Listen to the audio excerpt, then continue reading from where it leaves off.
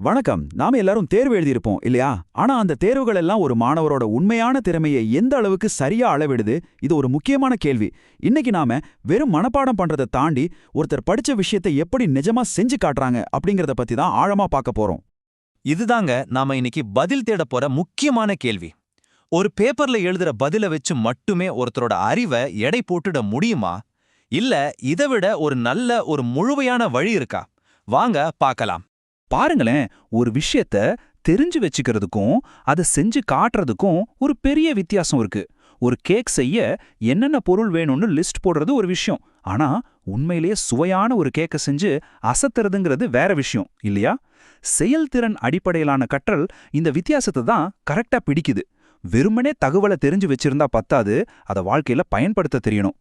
சரி, நாம இந்த பகுப்பாய்வுல என்னென்ன விஷயங்களை பார்க்க போறோம்னா, முதல்ல இப்போ இருக்கிற தேர்வு முறைகளை ஏன் மாத்தி யோசிக்கணும்னு பார்ப்போம். அப்புறம் இந்த புதிய மதிப்பீட்டு முறை எப்படி செயல்படுது, அதோட முக்கிய அம்சங்கள் என்ன, இதை குழந்தைங்களுக்கு எப்படி கொண்டு போய் சேர்க்கறது, கடைசியா இதனால கல்வியோட எதிர்காலம் எப்படி இருக்க போகுதுன்னு பார்க்க போறோம். ஓகே, முதல் விஷயத்துக்கு வருவோம். ஏன் நாம வழக்கமா ஃபாலோ பண்ற தேர்வு முறையை மாத்தி யோசிக்கிறோம்? இந்த தேவை எங்க இருந்து வருதுன்னு முதல்ல புரிஞ்சுக்கலாம். நாம இப்போ பார்க்க போற இந்த கருத்துக்கள் எல்லாமே சும்மா எங்கிருந்தோ எடுத்ததில்ல. இது இலங்கையோட தேசிய கல்வி நிறுவனம் வெளியிட்ட கற்பித்தல் பொருட்கள் அடிப்படையா வச்சு உருவாக்கப்பட்டிருக்கு. அதனால இதுக்கு ஒரு நம்பகத்தன்மையும் ஒரு வலுவான அடித்தளமும் இருக்கு. பழைய முறைகள்ல இருக்கிற பிரச்சனைகளை பார்த்தோம். அப்போ இதுக்கு தீர்வு தான் என்ன? அதுதான் செயல்திறன் அடிப்படையிலான மதிப்பீடு. வாங்க அது என்னன்னு விரிவா பார்க்கலாம். ரொம்ப சிம்பிளா சொல்லணும்னா, செயல்திறன் அடிப்படையிலான மதிப்பீடுங்கிறது ஸ்டூடெண்ட்ஸ் படிச்சதை பேப்பர்ல எழுதுறதோட நிறுத்திக்காம அதை ஒரு நிஜமான செயல் மூலமா செஞ்சு காட்டணும். இது ஒரு கம்ப்ளீட் பிராக்டிக்கலான ஒரு முறை. இதுல ரொம்ப ரொம்ப முக்கியமான பாயிண்ட் இதுதான். கிளாஸ் ரூம்ல கட்டுக்கிட்ட ஒரு விஷயத்த நிஜ வாழ்க்கையில ஒரு பிரச்சனையை தீர்க்க எப்படி பயன்படுத்துறோம் அப்படிங்கறதான் இதோட நோக்கமே. இது தியரிக்கும் பிராக்டிக்கலுக்கும் நடுவுல ஒரு பாலம் மாதிரி செயல்படுது. சரி, இந்த முறையை இவ்ளோ பவர்ஃபுல்லா மாத்துற அந்த முக்கியமான கொள்கைகள் என்னென்ன? இப்போ நாம விஷயத்தோட மையப்பகுதிக்குள்ள போகலாம்.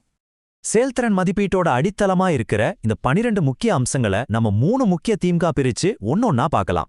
முதல் தீம் நம்பகத்தன்மை. அதாவது மாணவர்களுக்கு கொடுக்கிற டாஸ்க் எல்லாமே அவங்க நிஜ வாழ்க்கையில சந்திக்க போற சவால்கள் மாதிரியே இருக்கும். உதாரணத்துக்கு, ஒரு சயின்ஸ் ஸ்டூடெண்ட் ஒரு பிரிட்ஜ் மாடல் செய்யறாருன்னா அங்க அவர் இயற்பியல் விதிகளை உண்மையிலே பயன்படுத்துறாரு. இது படிப்பை கிளாஸ் ரூமை விட்டு வெளியே கொண்டு வருது. ரெண்டாவது தீம் முழுமையான புரிதல். இது என்னன்னா, ஃபைனல் ரிசல்ட்டை மட்டும் பார்க்காம அந்த ரிசல்ட்டுக்காக அவங்க என்னெல்லாம் செஞ்சாங்க, எப்படி யோசிச்சாங்கன்னு முழு ப்ராசஸையும் மதிப்பிடுறது. ஒரு கணக்குக்கு சரியான விடையை சொல்றதோட அதை எப்படி செஞ்சேன்னு விளக்கும் போது டீச்சரால அந்த ஸ்டூடெண்டோட யோசிக்கிற திறனை நேரடியாவே பார்க்க முடியும். கடைசியா வளர்ச்சி சுழற்சி. இந்த மதிப்பீடுங்கிறது ஏதோ ஒரு தடவை எழுதி முடிக்கிற பரீட்சை மாதிரி இல்ல. இது ஒரு தொடர்ச்சியான கற்றல் செயல்முறை.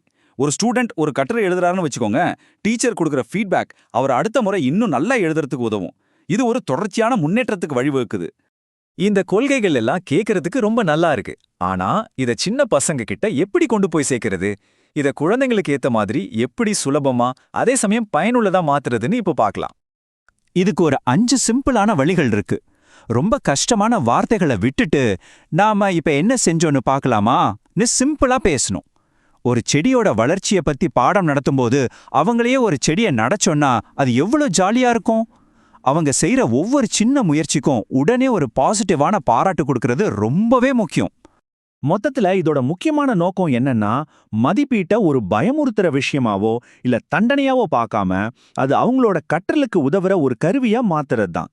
இது மாணவர்களுக்கு தன்னம்பிக்கையையும் படிக்கிறதுல ஒரு தனியாத ஆர்வத்தையும் கொடுக்கும். ஆக இந்த மாற்றங்கள் எல்லாம் சேர்ந்து கல்வியோட எதிர்காலத்தை எப்படி மாத்தப் போகுது, இதோட தாக்கம் எப்படி இருக்க போகுது? இந்த ஒரு வாக்கியம் நாம இவ்வளவு நேரம் பேசின எல்லாத்தோட சாராம்சத்தையும் ரொம்ப அழகா சொல்லுது. மதிப்பீடுங்கிறது மாணவர்களை வரிசைப்படுத்துற கடைசி ஸ்டெப் இல்ல, அது அவங்களோட கற்றல் பயணத்திலேயே ஒரு முக்கியமான உதவி செய்யற ஒரு பகுதி. கடைசியா உங்களுக்காக ஒரு கேள்வி. இந்த செயல்திறன் அடிப்படையிலான மதிப்பீட்டு முறையை உங்க சூழ்நிலையில, அதாவது உங்க வகுப்பறையிலையோ இல்ல உங்க வீட்லயோ எப்படி பயன்படுத்தலாம்னு கொஞ்சம் யோசிச்சு பாருங்க. இந்த முறையை நாம ஏத்துக்கிட்டோம்னா நம்ம மாணவர்களை வெறும் தேர்வுகளுக்கு மட்டும் தயார் செய்யல, அவங்கள வாழ்க்கைக்கே தயார் செய்யறோம். இது உண்மையிலேயே கல்வியை பத்தின நம்ம பார்வையே மாத்தக்கூடிய ஒரு சக்தி வாய்ந்த கருவி.